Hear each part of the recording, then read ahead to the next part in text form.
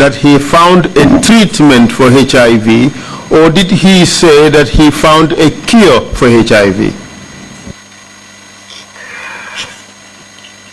Well, I couldn't fully print out what those tools, whether a cure or a treatment, but I know the familiar word that was used to all was treatment and eventually cure.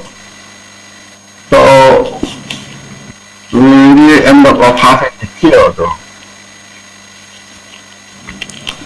I understand your question. The record reveals that the president on sometime in January, I think it was 20-something January 2007, yes, claimed that he had found a cure for HIV and he can cure AIDS in 3 days. Do you remember that? Yeah, I heard about that rumor, because I was relating with doctors that I translate my results for them. Maybe just limit yourself to answering the questions for the time being. Yes. And maybe you should not be looking up, but rather looking down to your laptop so that you'll be speaking into the microphone. I know I don't have the sharpest ears, but I am missing a bit of what you're saying, and it's important I hear everything you say. Okay. So the president, here he declared that he found the cure for HIV/AIDS. You recall that, correct? I did, yeah. Good. And as a result of that, you were brought into the program that he was running to deal with patients of HIV/AIDS, correct? That's correct. Tell us, what was your role in this program? Well, initially I was called in to test some sample that was brought to me in the lab, and I was asked to test if they are still positive with the virus, and I did run the test using rapid test kits, which was a very quick test, took about 10 to 15 minutes to get the result. Yeah, when I tested the sample all came out positive. So the doctors who were there before me doing the test, so I just showed them the result, because it's a device that you can visually see the results, the outcome of the test. So they all look at it and then affirm it. So on this particular occasion, who collected the samples? I don't know. But the sample were brought to the lab by 2 doctors, accompanied with other unknown individuals. Which 2 doctors? And these doctors are Dr. Mbo. Which Dr. Mbo? Oh, yes, proceed. Dr. Tamsin Mbo and Dr. Malik Njai. Malik Njai. Good. Yeah. Where was the lab? The lab was in RWTH. It was part of the RWTH. So after the mortuary. On this occasion, it was just to test whether there were antibodies for HIV/AIDS, correct? That's correct. And they gave you the samples? Yeah, they gave me the sample. Do you know what is the normal protocol for testing samples that are collected? Well, we have procedures when it comes to sample collection. In the send phlebotomists who normally collect blood from patients, or the nurses themselves collect blood. Doctors do collect blood. So these are the routes that I know of individuals who collect blood and bring it to the lab for testing. Dr. Bo is not an exceptional. Dr. Guy is not an exceptional. We have been working together. I lost something. You mentioned the two doctors' names, but I don't know what you. Yeah. Could you? They can collect samples. Okay. They are system, so they are capable of. They should be capable of collecting sample, and I expect them. They are the ones who got the sample in the lab, so that's why I knew them, so I run the sample. The question is, what is the protocol for collection, storage, and testing of samples?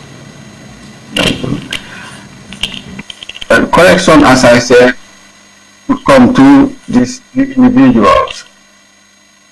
The phlebotomist or a laboratory technician, nurses, or doctors. Any individual can collect. And they have containers, specific containers, depending on the test. And that was done, they collected it in the right containers.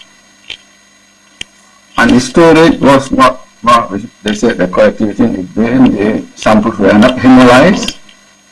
So I received the sample intact. So were the samples labeled? The samples were given numbers. So I can't recall exactly what number is there, but I know they are in some sort of serial number. So that's the way they work. Yeah. So on this one-off occasion, you tested the samples and they all came out positive. That's right. And what happened after that? Well, they released me because it was late in the evening. It was almost Maghrib time. So they said I have to keep my phone open on. So in case they need me. So I left and I went back home. So over the night I haven't had any call. So luckily, before the morning I was just come back to work. So when I came around 10 o'clock in the morning, I was called again to go and answer in the State House.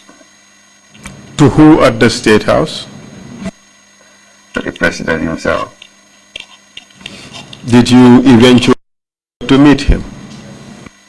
Yeah, though it took hours, but I eventually met him. Did you meet him alone? Yeah, when he called me, he came out with securities or whatever. That when we went to his small house, later known as Glass House, he actually asked everybody to leave. I was with him. Alone? So, yeah, alone. And what happened? Well, he just smiled at me, and that was my first time meeting him actually. I was a bit agitated, uncomfortable actually. He just smiled, then I dressed myself, mentally. He asked me to run my samples or my patient sample. I said yes.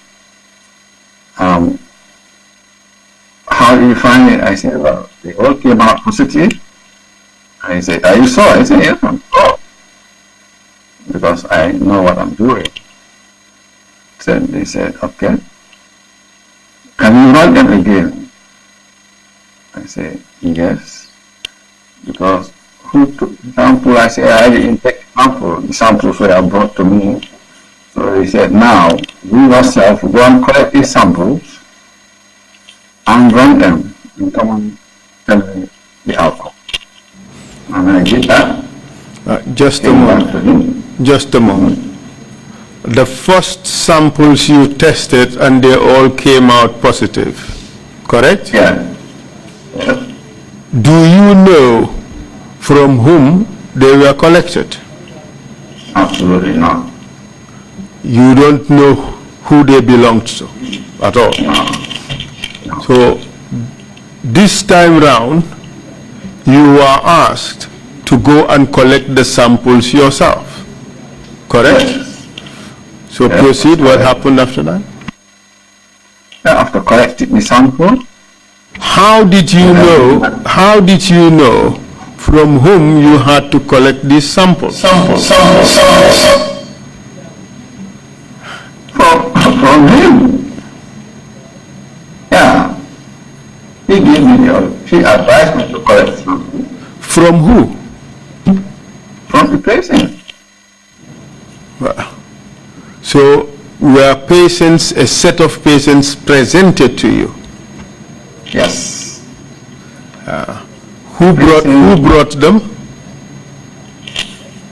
Well, yeah. Out there where? Out there where? Outside the ground. Okay. State house. They were already in State House. That's it, yes. Okay. And you went to them and collected samples. Yeah. From how many individuals?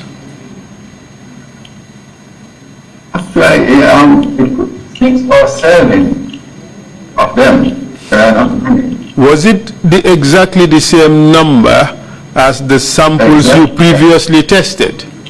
Yes, exactly the number. But this time around, you do not actually, or did you actually know whether the samples you are collecting now, or rather these individuals are the same people who provided the first samples? Did you know that? I don't know that. I don't know that. You don't know that. I don't Okay. know that. So this time around, what did your test results show? It shows the same result. It shows the same result. They all came out positive. They all came out positive. All right. And what happened after that? Did you report back to him? Yes, I did report back to him. Was he happy? Was he pleased with the results? No, he was not. He was not. Could you explain further? Yes. So when I came back with the second test result, he was not happy. So he just kept on smiling and laughing to himself. I have to sit still and wait for his reaction or whatever he wants again. Well, he told me. Go ahead. Go ahead. Go ahead. Yeah. And at the time he asked me, can we go for a test? I said, well, we have facilities here. We have collaborators, but we've got the facilities. It's MRC down here, because I collaborate a lot with them. So the only facility, the only machines that we have for all the tests is the CD4 count machine that we had in the lab at the time. It was also not on my unit, but in the chemistry unit.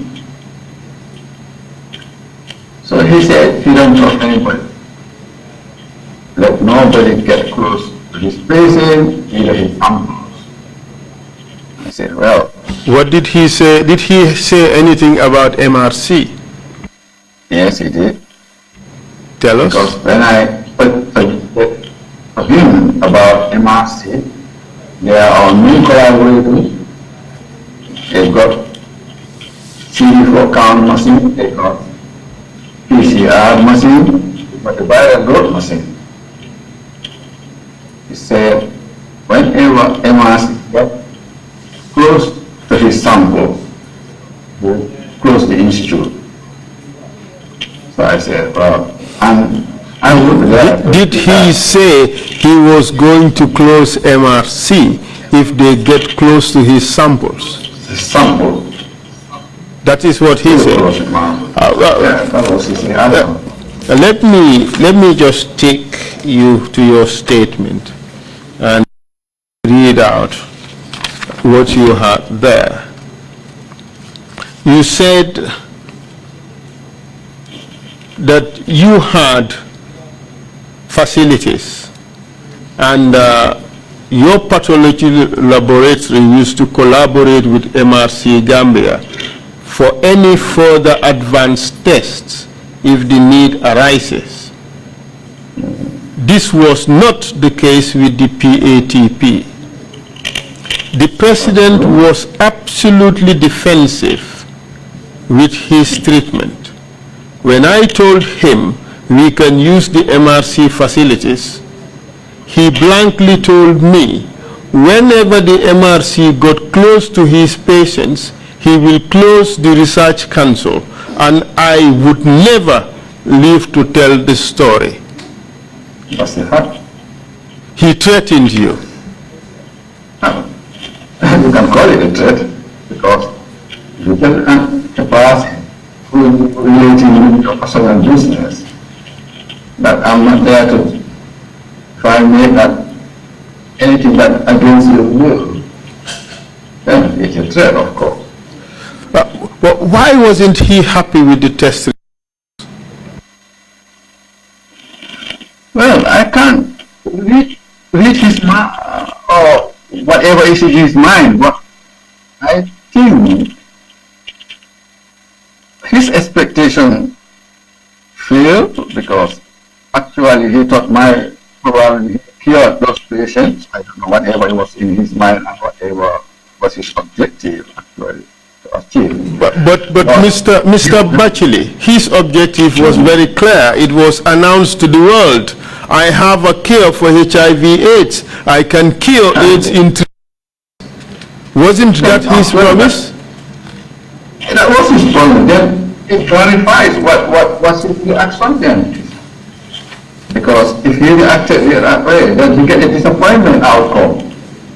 So these are the situations. So he was disappointed, angry that the test results still show HIV positive. Yes, yes. That is your testimony. Yes. He was disappointed that this test results still show HIV positive. Yes. That's your testimony. That's my testimony, because if they were all came negative as he expected, I don't think that would have been the reaction then. And what happened after that? After that, he asked me to do the test. We don't have the facilities there, and I'm not there to get in touch with MRC, to run those tests. So the only option is not to go outside the country. And tell us, what was the testing protocol for testing and carrying samples outside the country? Yeah, we have the facility of sending sample outside the country in the RBK at that time. Because I used to send initial samples to Dakar for confirmation. And then, so I suggested to him, look, the only option is, I know is Dakar. So he said, because about US, I am not there to touch the US because he don't trust anybody, this especially Western world. So when I suggested Dakar, he said yes. Then he said example. So I said, but we have to relate with the laboratory in Dakar and ask. So when we asked, I think Dr. Bob called Matthew. Means of transaction calls they did to the lab and then they asked me to go. Just a moment on that. Were you present when Dr. Mbow communicated with the lab in Senegal? Yes, I was in the office. Were you present when he was speaking to them? To them, yes. Did you know what the conversation was about, what they said? So of course, they will test the sample and then I'll bring back the results. In what language were they speaking? Well, in Wolof. I was in Wolof. All right. So you heard, did you hear both ends of the conversation? Not really, but through the above who was on over the phone with them. Yeah. I could hear Dr. Mbow's voice. Okay. All right. So then after that you collected the samples? Yes, I did collect. All right. You know, when you collect the sample, you collect it in whole blood, so you have to separate it, put it in a proper containers to avoid hemolysis. So that's what I did, and then put them in the right box with the right temperature, with the ice part, then to Senegal. And then what happened when you went to Senegal? So when I went to Senegal, the other place where I normally send my missile sample for confirmation. So that's where I went first. Then they directed me to the HIV laboratory. And what happened when you went there, when you got there? And I got there, I met the in charge. So I spoke to them. They said yes, they got the message. And who was the in charge? I can't remember that name really. But I know the head of the lab was something like you or I can't remember that one. Is it a Professor Suleiman Boub? Exactly, that's the right man. Yeah. I met with him. Yeah. Do you know that in fact Professor Suleiman Boub is one of the leading researchers in Africa and in the world on HIV/AIDS? I know Suleiman Boub very well. I know Professor Suleiman. I read about him. I read a lot of his science. Do you know that he is one of the most respected people in this area of practice? I know that. I know he's respected. Good. So you were in his lab, and then what happened? Yeah. Yes, they introduced me to the staff. Then I joined one of the staff who was running the sample. Then it took us almost 2 to 3 days, I think, for running the sample because I was waiting all the time. So I ran the sample. So at the end of the day, they stamped the sample and enveloped it and gave it to me. And what was the result of the tests? Yeah, the result of the test was handed to Dr. Mbow.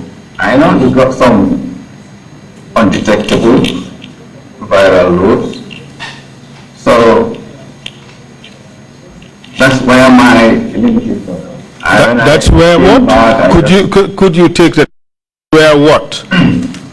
That's why I stopped with the results after giving them to Dr. Mbo. Did you read the results before you gave them to Dr. Mbo?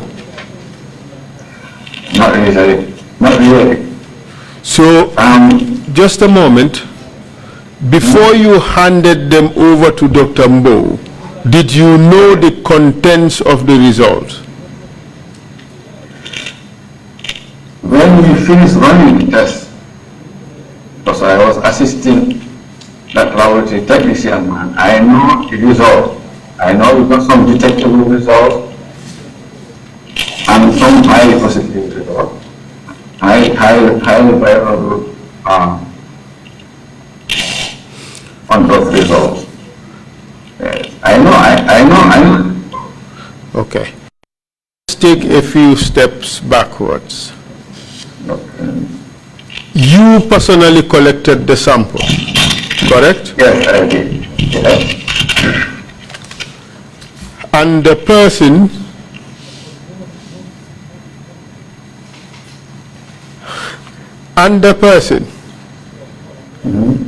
from whom you collected these samples, did you have any scientific evidence about their status before? Apart from the test that I ran. Yes, before the test you took, did you have any baseline information about these individuals? No. Exactly. So you are testing blindly, correct? Yes, I'm testing places that I don't know about their clinical history, I don't know about their background. Okay, good. So here you are. This was in what month in 2007? That was around December to January. January 2007, was it? Just at the inception of the program, correct? Yeah. Okay. As a scientist, if a person had undetectable viral load, say in December 2006, all right, and the person joins a treatment program in January 2007, would it be unheard of that that person would still test undetectable? Would it be How do you know? No, How do you know? Undetectable. Yes, listen to the question. If in December 2007 a person tested undetectable, all right, few weeks later that person is tested again, would it be unheard of if that person still tests undetectable?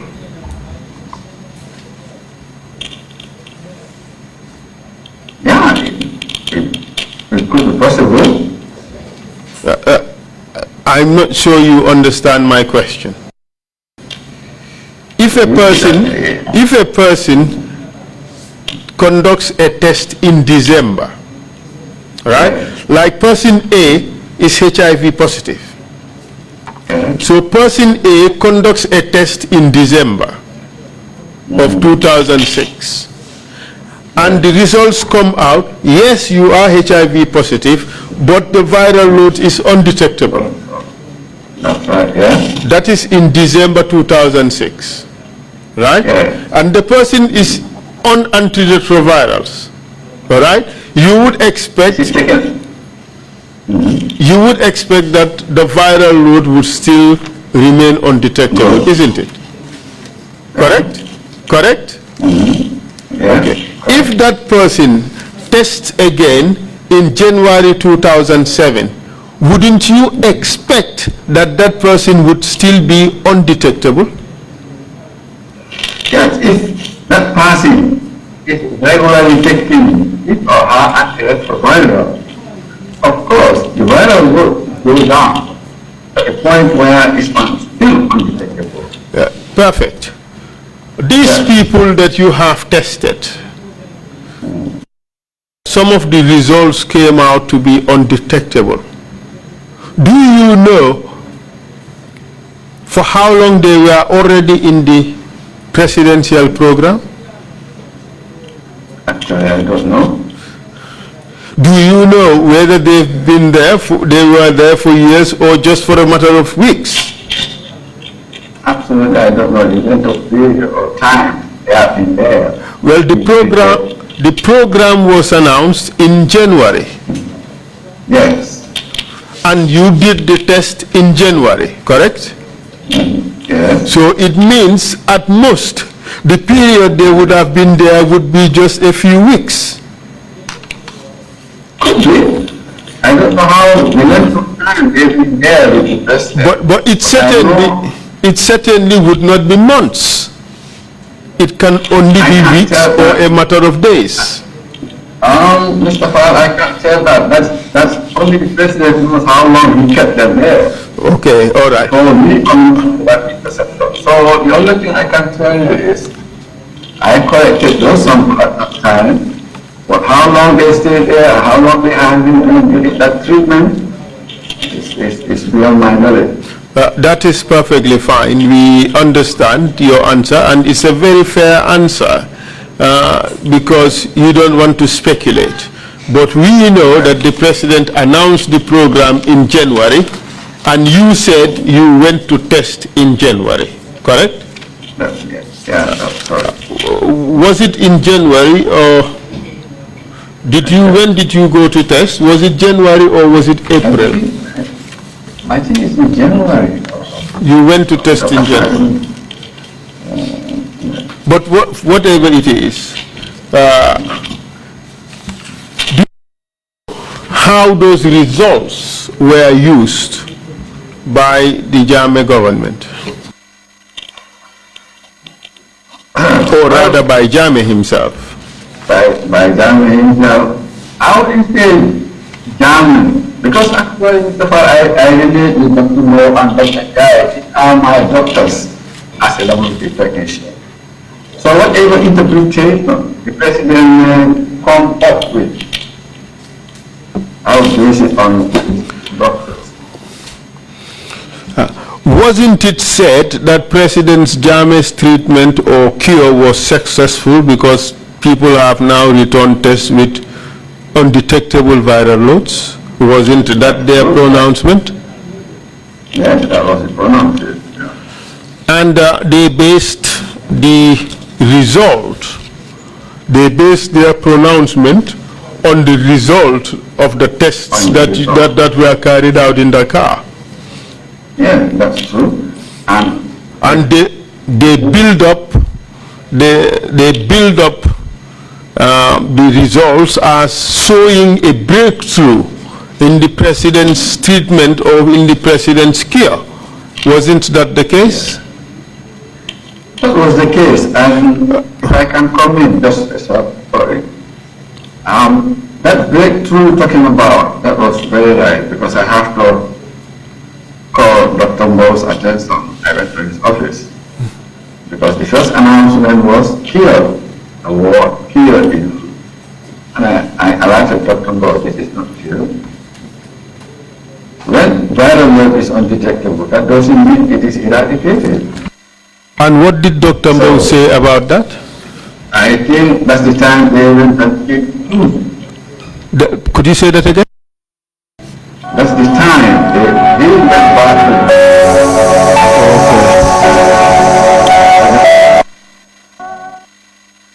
to. Could you repeat? About this. Could you talking about? Yes. Yeah. So when they announced it, the breakthrough, so I walked into Dr. Mo's office and we sat down, we had a chat. I told him, I think there's a big mistake. Undetectable dosing means cure. Did so Dr. Mo understand what you were saying?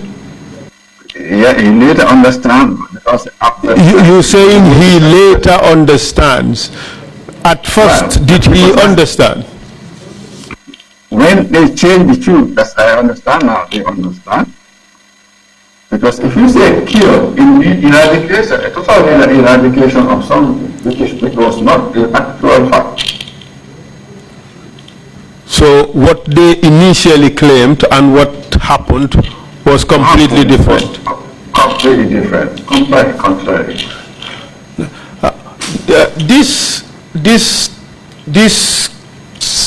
In fact, do you realize that the laboratory in Senegal, they protested the use of the report from the report that was provided. They protested the way it was used by Banjul. Are you? Not only, I was aware, Mr. Hart. And it's not only Senegal, but all over the world. Who was right on this occasion? Was it the protesters or was it the claimers of having discovered a cure in Banjul? Who was right? Well, the protesters were right. They were right. The claim to have a cure for HIV/AIDS was a lie. You agree? Was not true. Was a lie. It was not a cure. How did you feel walking in this program where the president proclaimed that there was a cure? You are the one who came with the results showing that there was a cure. How did you feel about that? My feelings, I already expressed it. I told you I went to Dr. Bowles' office. That was the first step I have to take. Then, were you happy or were you disappointed? Absolutely sad, disappointed, bad feelings. Because if you ask Dr. Marius Jallo, she will tell you how I felt about it. That was a betrayal to my nation. That was a betrayal to my people. And it's unacceptable. I don't like it. I feel bad about it. You have used very strong words, that this is a betrayal of your people, this is a betrayal of your country. It was also criminal, wasn't it? It was. It was. And were you surprised when people all over the world said, this is a lie, there is no known cure for AIDS, and under no circumstances may the lab results from Senegal be touted or claimed to be a cure for HIV/AIDS?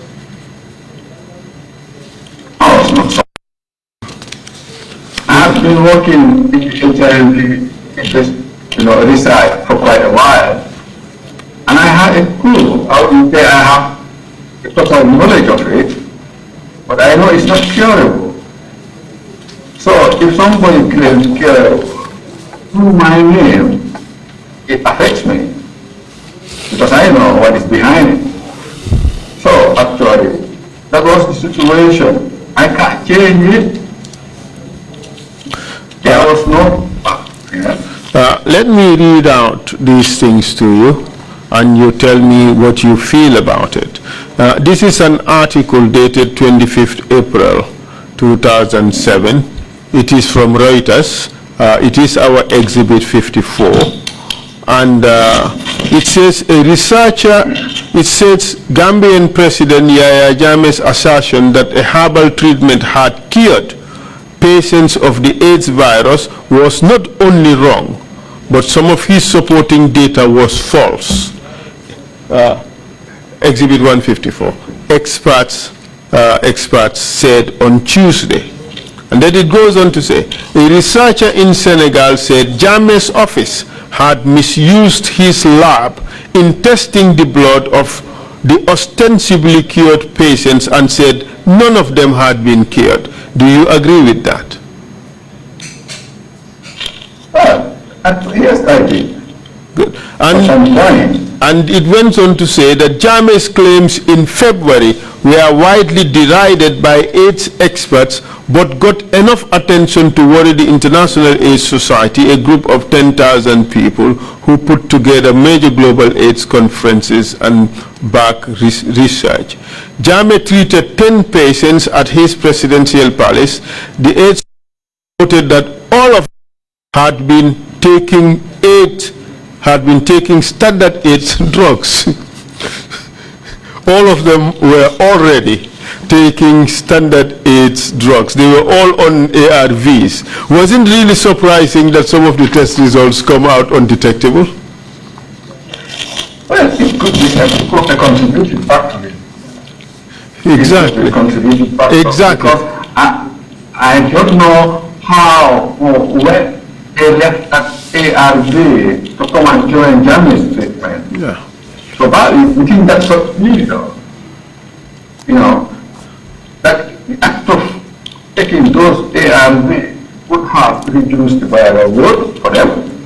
And coming into Jammeh's treatment, did I, at the end, attribute a proper nutritional supplement,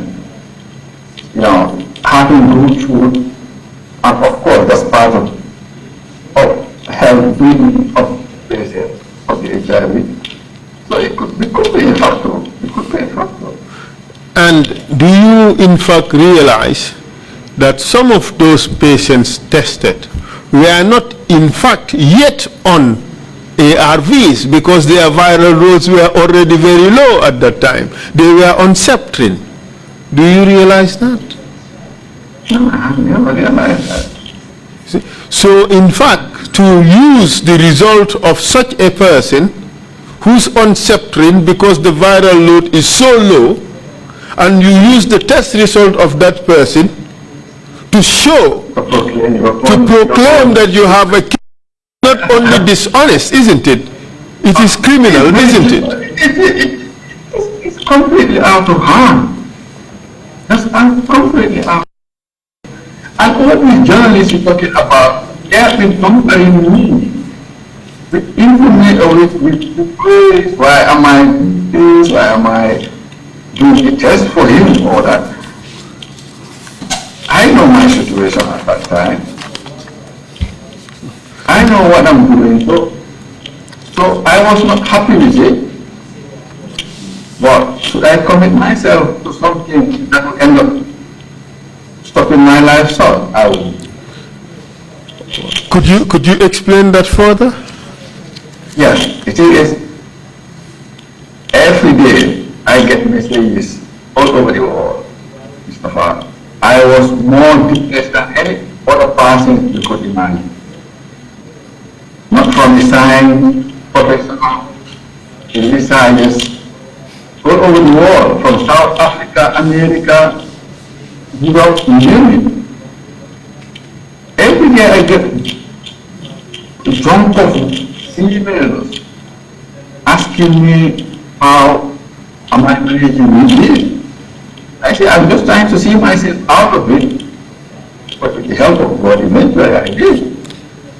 But it was the most depressing period of my life, if you could ever imagine. Why was it so depressing?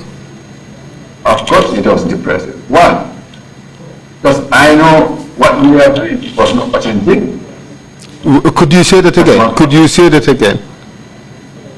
What he was doing, and we all were involved, was not authentic. So it was false. It was false. Proceed. Yeah, it was false, and that it could cost me my life. You were It could scared. cost my family. You were afraid for I your was afraid. safety and your security. And my security, not only my security, but my entire family and friends. So that's one factor. How did you manage? How did you manage in such a situation? Well, the only is to keep my prayers. That's one thing. And the only person who was close to me fighting against this was Dr. Maria Tijalo, who I will never forget in my life.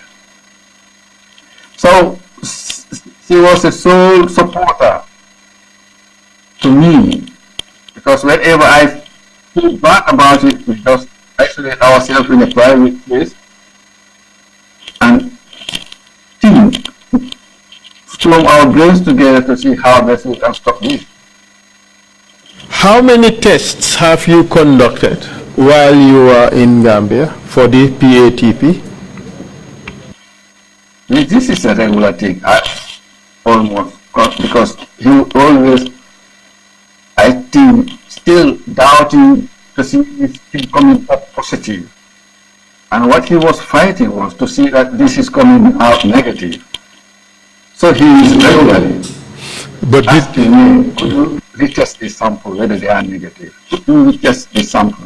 Whether he was constantly also giving them his herbal medication, I don't know.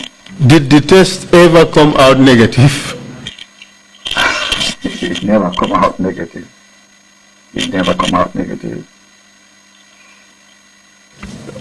Was there ever a time where you were asked to give out false results? No, that was never. That was never. And it never occurred to me. Because I don't think in my living soul I would ever live to see such a situation arise. That's not my professional code of conduct. So I know what I'm doing. I know it's good for my people. I know the importance of the health of my people. I am a Muslim, I'm scared of that. So you took tests or samples to Egypt and also to where? Morocco? Morocco, yes. And for those places, did he get what he wanted? Yeah, I think the most pronounced results that he got was from Senegal. But I think as time goes on, the patient stays longer with him. The results from Egypt typically was not that attractive. So my last testing outside the country was in Egypt, which I find very hard today, because I spent almost a month plus, was not that attractive. So luckily I applied for university in the UK. Then when I came back, I just managed to escape. Did you say escape? Yes, it was an escape. You were running for your life. Absolutely. Because why were you running for your life? Because things, the way I observed it at that time, was not going right. And I know I can't rectify it, not through my verbal solicitation to them, not through my strength, not through to enlighten them to make understand things are going wrong, because people start dying. And this scared me. And I spoke to Dr. Maria Tijala about it. She was scared. He was not comfortable with the whole issue. So then I have to decide what to do. And your solution was? To go out of the country. How did you feel having to run away? Because our president, your president, was claiming something that was false.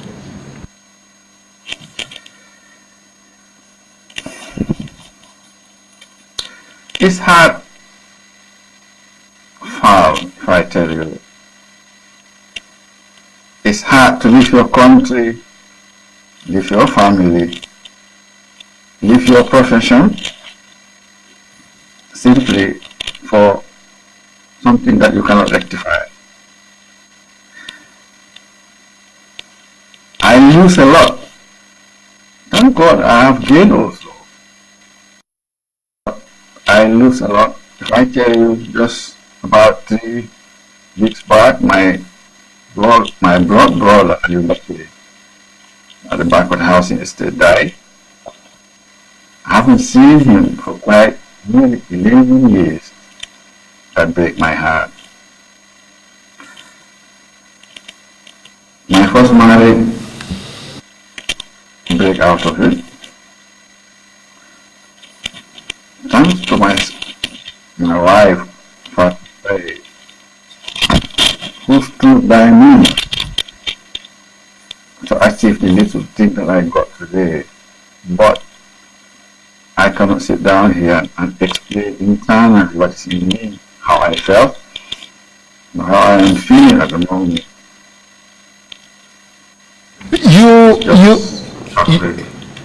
Did you see people discharged from the program as scared? Did you see it on television, or were you present? Yes. Not in my presence, but I have seen over TV that some people were discharged. I know they were not discharged. They were not killed. It was a lie. But it was a lie. But if you scrutinize the whole issue, I think that was an exhausting point whereby he can't go any further with those prisoners. So the only way is to release them in the name of fear, or they have been killed or whatever. Just to ease the tension on him. Because what I have observed at that time was, when I left, the objective that the reason why I left the program was working somehow, because most of the things were broken step by step, and eventually he shifted his treatment from HIV to other people. So I think my leaving contributed a big milestone of closing that part of this treatment on the HIV side. Well, for your information, it continued. But let me read out paragraph 19 of your statement and tell me whether it captures everything you wanted to say. You said here, to sum up, I want to express how I felt throughout that period and the effect it still has on me. I believed I did all I could either to eliminate or minimize the damage that was going on, but it was beyond my control, because the fact was I was in a hostile environment with a cloud of uncertainty about if the Constitution that is meant to protect me from any interference in executing my job without fear was capable. Very strong words. You are now questioning whether the Constitution, which lays out the ground rules on how every one of us is governed, you are now questioning whether that can protect you. That's Mr. Bachelet. Yeah. You are seriously worried. I was. But could you tell us more about the hostile environment? How hostile was it, and where was the hostility coming from? Well, it was wherever you measure this person. I have you will limit our measurement here to say this is its range. But I'll tell you that it was really hostile, severely hostile. Where was the hostility coming from? It's coming from the people that we expect to protect us from any harm, so that we can execute our responsibilities to build that nation. If the people who should protect us are the people who turn back on us and start harassing us or redirecting our roles and responsibilities in their personal gain, I don't think that nation can be built.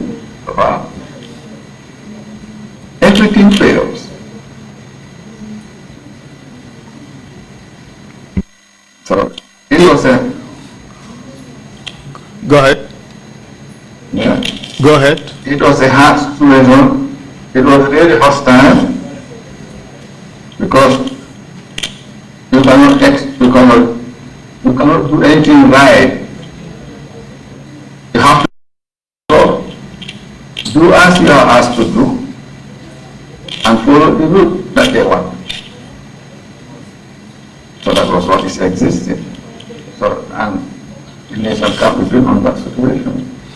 And in paragraph 20 of your statement, you said as follows: in hindsight, I could say I should have done significantly more in upholding the principles of care. The health governing bodies should be able to determine the quality and standard of care required without interference. There should be an increased awareness and support also from the public to withhold high standards of care in our communities. Strong words again. I think, just a bit of explanation on that. I think since the president left, if you look at our community, you look at our society in the Gambia, I think we should have aim for more cohesive and tolerance for each other rather than dividing that nation.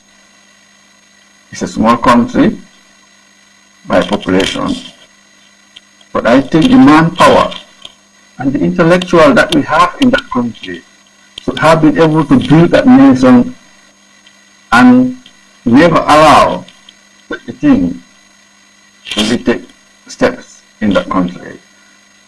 But in your statement, you continued to lament that whatever happened after handing the results to the physicians and the president is unknown. Why did you say that? Well, when it comes to the storage of information, because information is vital, I don't know nothing about the storage of that information. Unknown to me. Do you believe that they were manipulating the data to suit their own interests? Well, I don't know nothing about it. That's why I say it's unknown to me. Information is very important. Data, information is very important. The storage of information is another important thing, because personal information should not be designated like that. Were you allowed to keep the data? I don't. I never keep data. Was that normal? It is normal to an extent, because I don't request tests, so I can't keep data. I can only keep data in a system whereby I collaborate with the physician or the doctors that I deal with, so that they can get access and I can get access to that data when the need arises. But as long as I am no longer in that system, I don't need the data. I mean, while you were there, were you allowed to keep data? No. Data goes back to the doctors and keep asking. This, who was in charge? It's gone. Well, the program was in the hands of the president. Did he have total control? Completely. Total control. Thank you very much, Mr. Bacheli. I have no further questions. I would hand you over to the chair and the commissioners for further questions. Thank you very much. Thank you, Mr. Lawrence.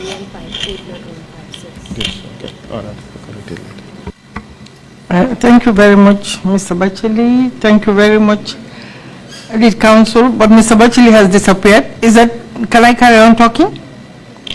Yeah, you can. I can. Okay, thank you. That was a very interesting session. Commissioners, do you have any questions? Commissioner Jones? Okay, then I'll come, Commissioner.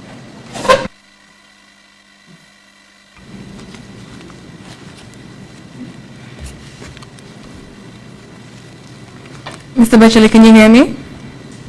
Yeah, I can hear you. Okay, thank you. Lead counsel already asked you the question regarding the tests that were taken to Egypt and Morocco, but your response was not very audible. Can you please repeat for the record what the results were? Did they come out negative or positive?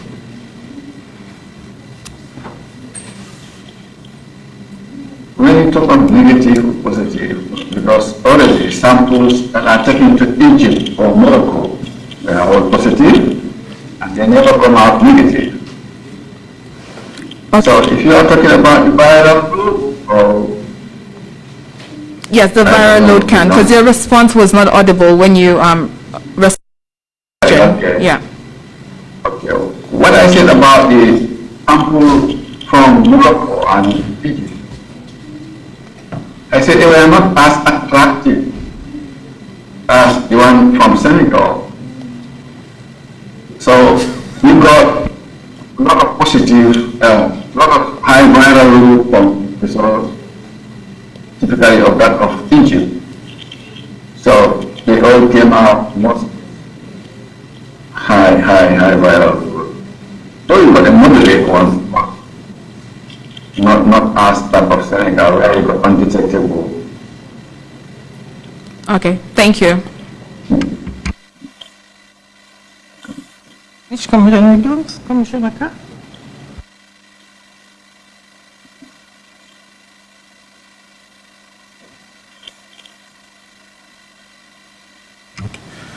Okay, thank you. The first question I want to ask is, in your conversation with the lead counsel, you mentioned that you are not just afraid for yourself, but for the safety of your family. And I want to know, why were you afraid for the safety of your family? I think I have already expressed that concern to the lead counsel, Mr. Falk. Actually, the environment was hostile because everything was not based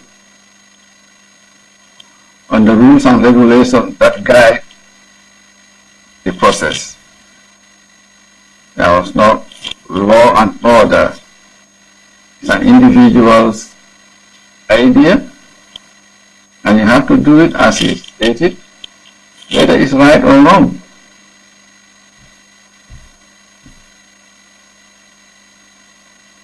Thank you. Sometimes the audio is not clear. That's why I have to ask that question. The second is, did that change? My second question is, did that change after you traveled out of the country? And what happened to your family?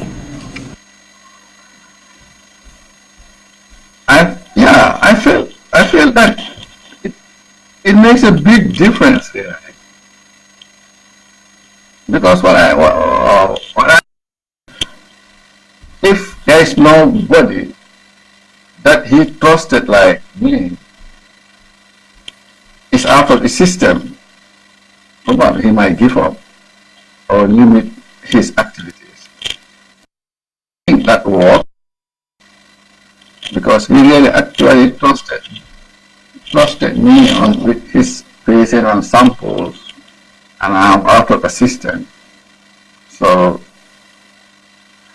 and he always expressed concern about people tampering with his sample, tampering with his patients, or doing things that would, jeopardize with his treatment. So actually, deciding to go out, I think, make a big difference. Thank you.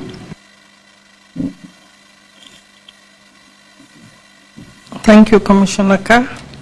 Mr. Bachile, I have just one small question. And that is, how can you explain the phenomenon that a profession that is based on ethics, that you could have a whole group of people within the profession who would go outside the value systems of their profession?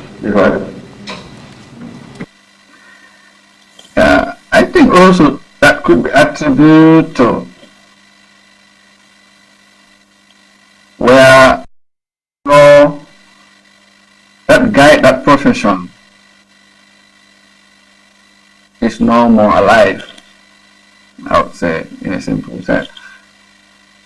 Because you can only execute your responsibilities or duties in a free environment. So without those conditions, you could hardly go or do the right thing, I would say.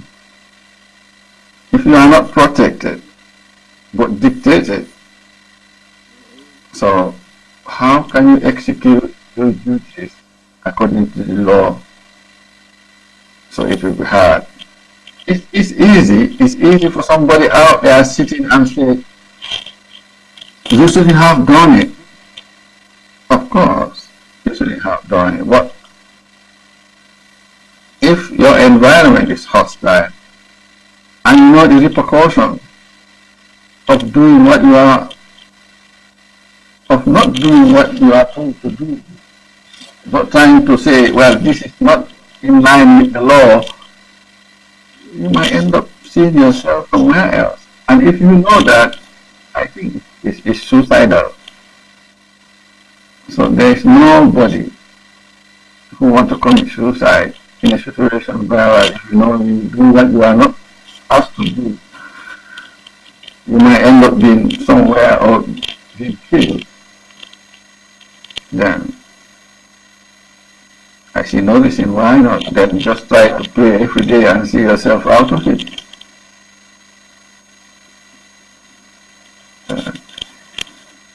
It's very heartbreaking actually when you know the rules and regulations that guide a profession and then you decide to go against it. Not willingly or intentionally, but you are subjected to it. So the only way as a believer, as a Muslim for me, is just prayers every day and then try to work out how best you could put an energy to it. Bishop, do you have anything? No, you're fine. No more questions. Thank you. Mr. Bachile, do you have any final word for the Commission? And for the country, of course. Yeah, as I stated, I think the Commission is on its right route, because if there are still people out there who have missed a lot in the Gambia, and it affects them, both emotionally, mentally, and I think it will have a long effect in their lives and their families' lives. I think if the Commission could work out such a situation whereby people come to council and try to restore some of these missing things in their life, I think it is very important. And Gambia is a small country. The population, we have good brains there, we have very intellectual people. And the route that we are trying to take now, I think doesn't help, especially in the media, where people stand harassing each other and doing other things. This could end up producing another AI on this life. I think we should try to understand each other, come to terms, and develop that little country for everybody, whether you are in the country or outside. It's not bad words or bad things or swearing on each other that could build that nation. It's to use our initiative intellectually to come to terms with what is going on and try and build that nation. So I'm praying for everybody in the family, whether you are in the Western world or in the diaspora or wherever you are. I think we should storm our brains together, join hands, and try to build up that nation. We have lacking everything, and we are far behind of any developing country in that continent. So may Allah help us all.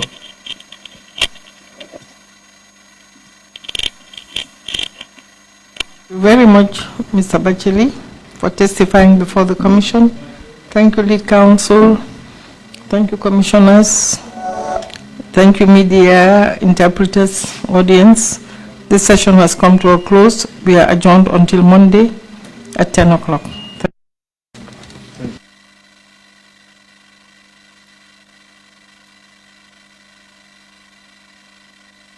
Winning a bag of rice. Only 100 bags available, so hurry now and be part of the 100 lucky winners in this special unbeatable bonanza from now until the end of October with Supersonics Money Transfer. Enjoy our safe, fast, reliable and convenient money transfer service with the largest payout network in the Gambia with charges starting from $0. Yes! Visit the Google Play Store or the Apple Store today to download the Supersonics Money Transfer app and enjoy excellent money transfer services only with Supersonics. The unbeatable bonanza with Supersonics.